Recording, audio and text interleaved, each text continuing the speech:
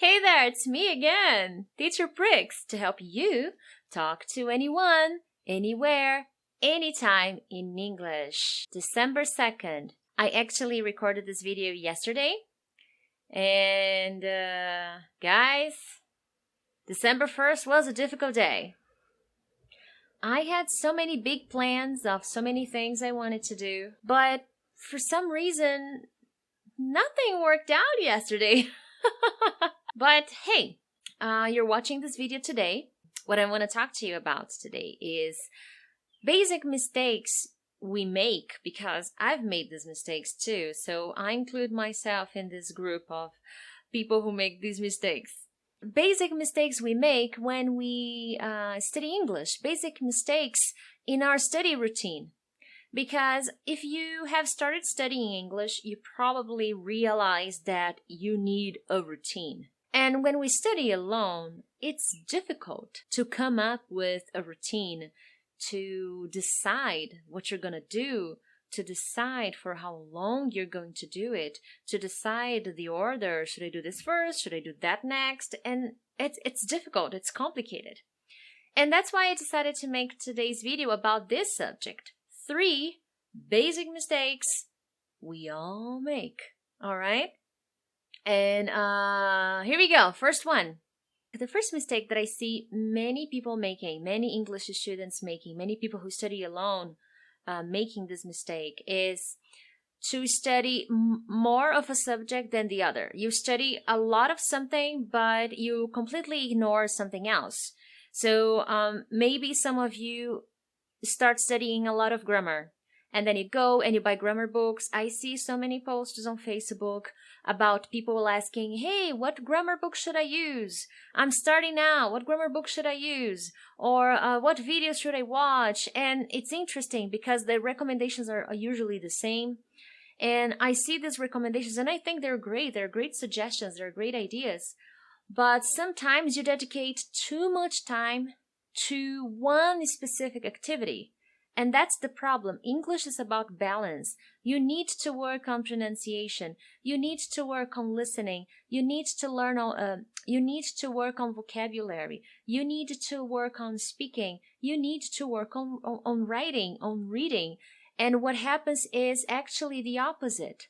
Some people go and focus on specific conversations. You know, they go and they Google, oh, how can I introduce myself? Or how can I talk about my routine? Or how can I talk about likes and dislikes? I make these videos, and you know, you've probably watched them here on my channel. But when you are beginning, you can't focus only on one kind of exercise. Only writing exercises, only reading exercises, only vocabulary exercises. You need to connect the dots. You need to connect the activities. So, for example, there's nothing wrong with studying about routine. So if you want to study about routine, try to connect the exercises. For example, you're going to study routine. All right. So do writing exercises that focus on routine. Study vocabulary about routine. Do a listening exercise about routine. Priscilla, I study alone. How can I do a listening exercise? You can Google or you can go on YouTube. YouTube is a wonderful platform. Every day people are posting thousands, millions of videos. So you can try to find someone talking about their routine. It doesn't have to be an English teacher. It can be someone describing their routine. And then you're going to learn a lot of vocabulary. And when you learn vocabulary, write it down, study it. And if possible, try to practice speaking. Oh, Priscilla, I don't have anybody to speak to. Well, something that I have already said here in my videos, record your own voice. It's time for you to listen to yourself. Yeah, this is a good exercise because it gives you an idea of what you sound like. You know, like, do people understand me?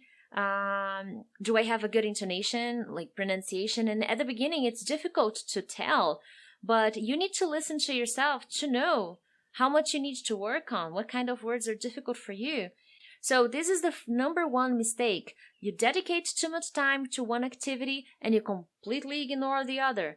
And this is something you need to change. Balance is key. So when you are planning your study routine, you need to include all kinds of activities. so that you can really learn the subject you are studying, okay? The second mistake you make in your study routine, and I make this mistake very often, I don't have much free time. So there are some days when I study more, and there are some days when I study less, and there are some days when I don't study at all. How about you? Does that happen to you? And this is a problem. Some people, they go and they open their books and study for 1, 2, 3 hours on one day on beautiful morning. They were excited, inspired. But then the next day, which is so important for people who are learning English, they don't open the book. They don't study for not even 5 minutes. They don't review what they studied with so much passion the day before. And consequently, you will probably forget most of the information you studied. And practice makes perfect. So if you don't practice, there's no perfection. Now, we're not looking for perfection here, but it's just the idea.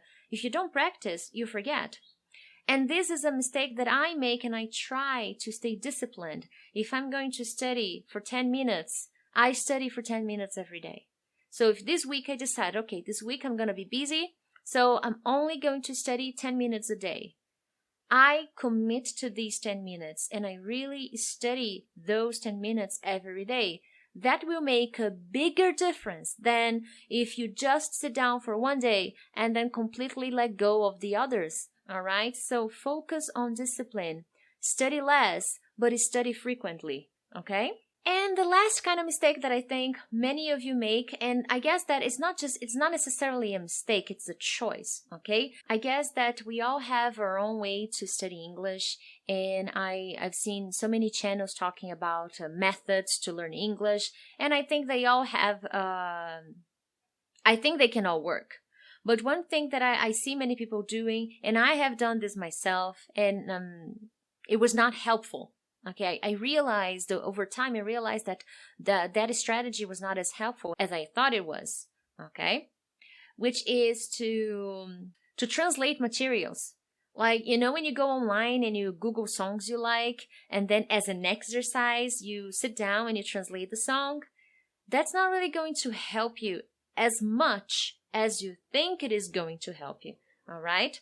And in connection with this exercise, I see many people doing endless grammar exercises, a lot of grammar exercises. And that's not really going to help you if you don't give a context to it. So if you don't really put into practice the grammar points you're studying, chances are you are not going to fully understand the concept you're reading, the definitions you are reading. And by doing translations of songs, I've seen people translating songs, translating articles on the internet, short stories. While I don't think that is 100% wrong, okay, like, oh, this is horrible. I'm not in favor of it, but I can't say, oh, no, it won't work. I think that this is a kind of activity that in the long run can be dangerous, so I don't recommend it to my students. So if in your study routine you have you dedicate some time to this kind of activity, I would recommend changing it a little bit. When you start doing the grammar exercise, do it. That's wonderful. But then after you finish the exercises, try to write something using the grammar point you learned. So if you learned about comparatives, now it's time to do something else. Maybe you can compare your city and a different city. Maybe you can think about your old car and your new car. Maybe you can make comparisons related to your life. This is a good way to put into practice what you were studying. And as for the song activities or articles, texts, I would recommend, I would avoid the translation, but I would sit down and I would try to summarize the text. Okay, so if it's a song, I would write, what's the song about? Okay, what's the message? What did I understand from this song? This is a much more productive way to study English because it's gonna help you stay in the language. Because if you go and translate, you switch, you stay like back and forth, you know, like in your language and in English, in your language and in English. And that's not really the best way to do it. All right. I will be talking more about study routine. I am preparing some materials to share with you on my blog. If you haven't checked my blog yet, hey, come on, check out my blog. So, if you have questions about study routine, let me know here in the comments, because then I can make another video to talk even further about study routine and what kind of things you can do. Okay? Day 2 is over. I hope you enjoyed it. So if you have questions, let me know in the comments, and help share the love, help this community grow. Share this video with your friends, and don't forget to hit the like button.